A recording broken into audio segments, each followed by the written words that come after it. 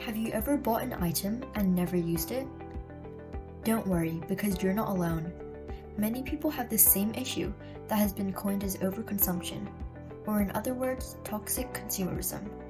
Toxic consumerism is the name of a practice that involves buying more than what we need, especially with a neglect for considering the product's sustainability, production history, and actual necessity.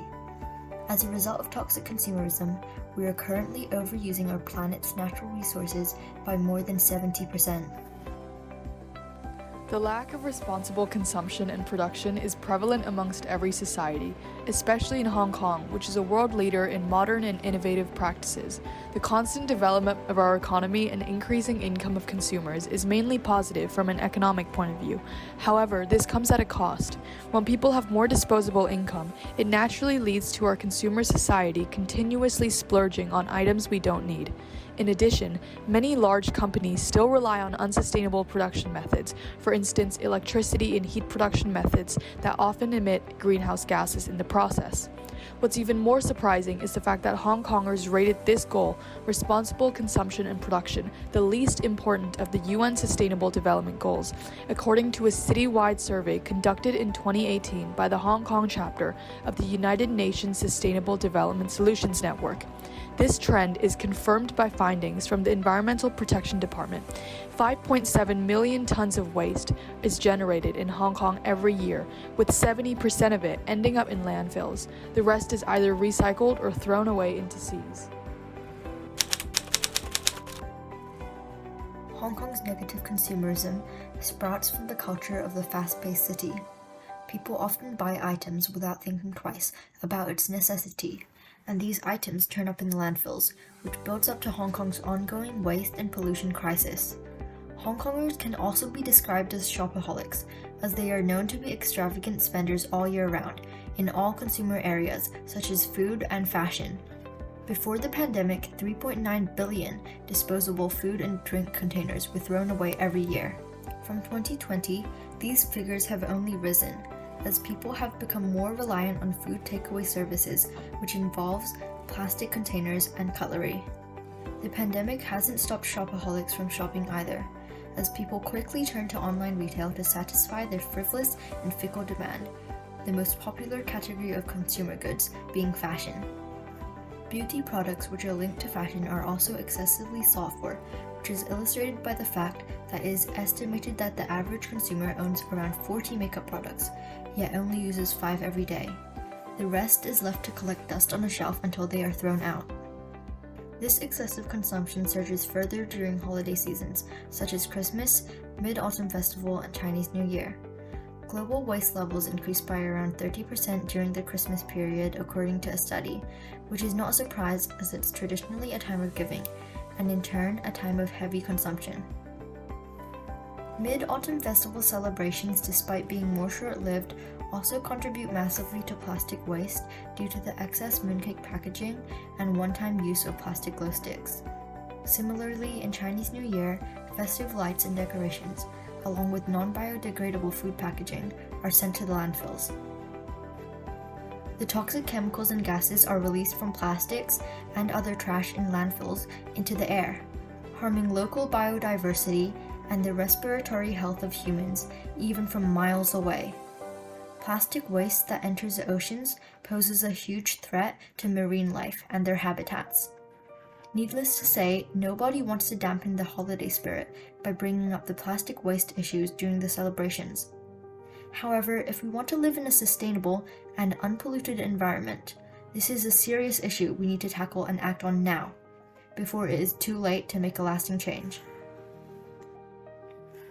When looking at Esther Bostrup's 1965 theory of the relationship between resources and population, she claimed that food supply would increase to accommodate the growing population by technology, new farming methods, and better seeds.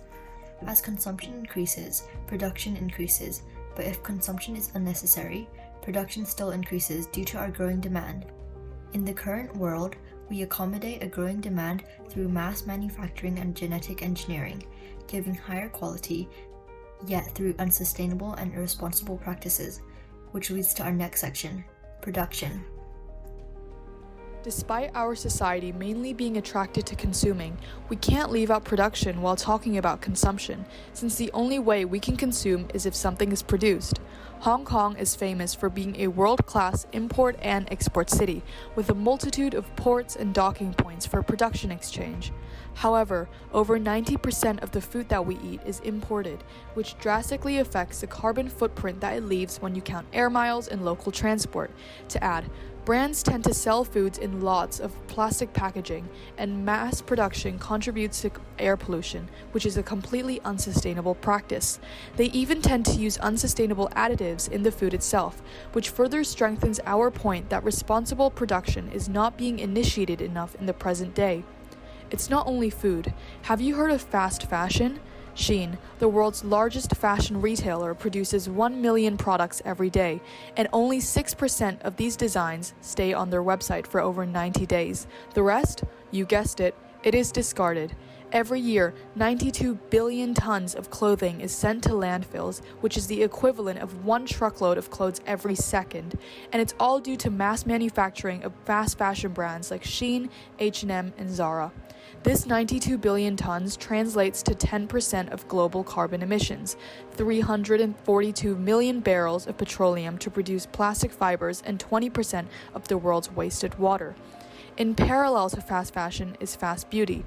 The beauty industry currently produces over 120 billion units of plastic packaging every year, and the majority of those products are made with unrecyclable and unsustainable plastic, such as microplastics and materials like palm oil and microbeads, which all contribute to deforestation and plastic pollution.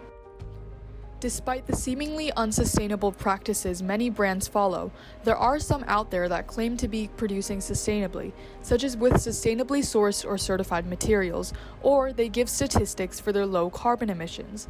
However, a report found that over 60% of these green companies are using misleading slogans and values to market their products to customers, namely brands like H&M and Marks & Spencer's, even Lululemon and Burberry. This is called greenwashing, and let's delve into some examples of this. Firstly, H&M's Conscious Collection, aka the collection that claimed to be using sustainable and conscious producing methods, had 11% more synthetic fibers than their fast fashion line. The problem with using synthetic fibers for manufacturing is that its production still relies on conventional and unsustainable practices such as fossil fuels. Many brands like Adidas are also beginning to shift their focus to downcycling plastic when they use fibers from recycled single-use plastic bottles.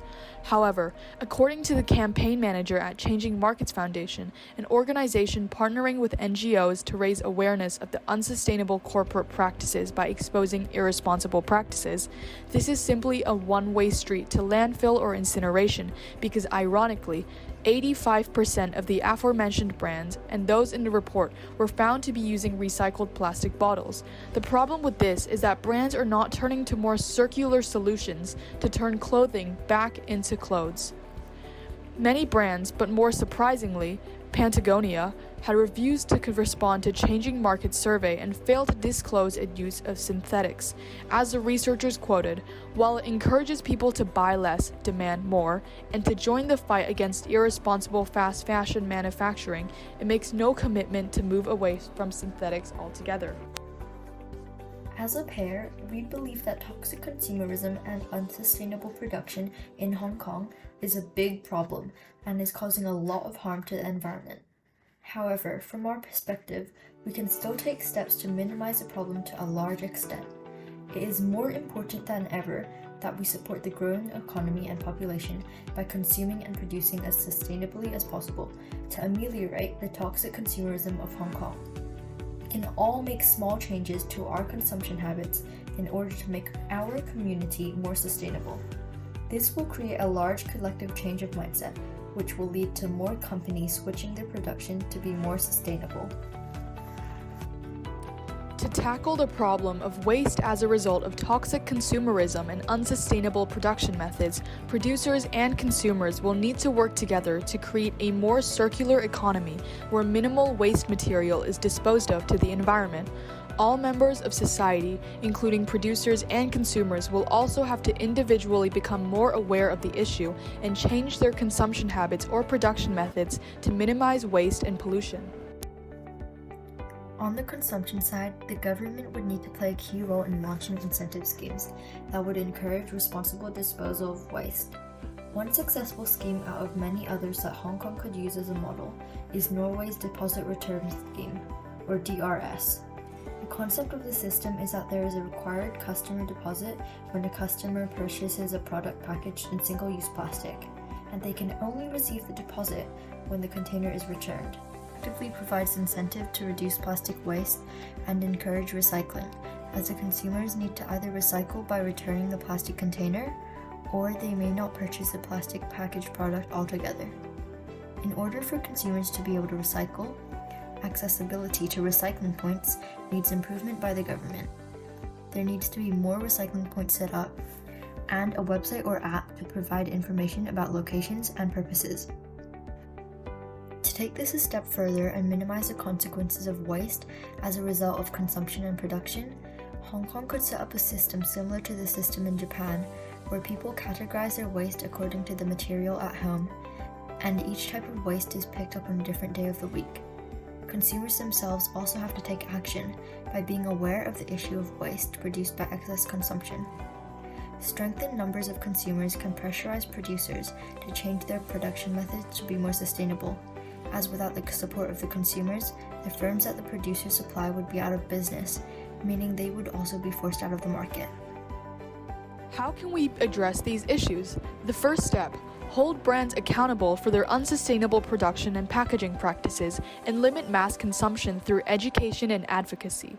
We also need brands to show evidence for their sustainability claims, because with greenwashing, it's hard to know what brand actually cares about responsible and sustainable production. When more people know about these issues, only can we begin on the road of sustainable production and thus consumption. To increase incentive for companies in Hong Kong to be more sustainable in their production, the government should develop and implement the producer responsibility schemes, which in the present moment should only apply to beverage suppliers. This should mean that all supplier groups must pay for collection and recycling of their plastic waste by law, including online retail stores which are currently not legally bound to responsibly managing their plastic waste.